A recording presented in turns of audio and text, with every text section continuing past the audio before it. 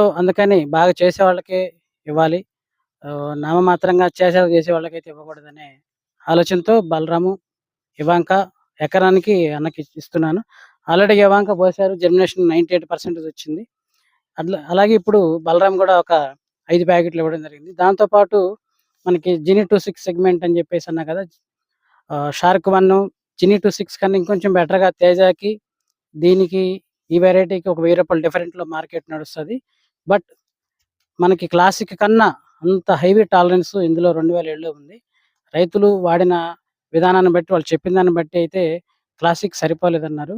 అంటే అంత నల్లిని, నల్లతామర పురుగుని, వైరస్‌ని తట్టుకునే వెరైటీ ఇది. ఇండస్ 2007 అన్నగారికి గూడా ఒక 5 ప్యాకెట్లు ఇస్తున్నాను. ఇది 2007. వీటికి సంబంధించి ప్రతి 10 రోజులకోసారి, 15 రోజులకోసారి మొత్తం ఫీడ్‌బ్యాక్ మన ఛానల్ నుంచి అప్‌డేట్ అవుతుంటది. So, thank you so much.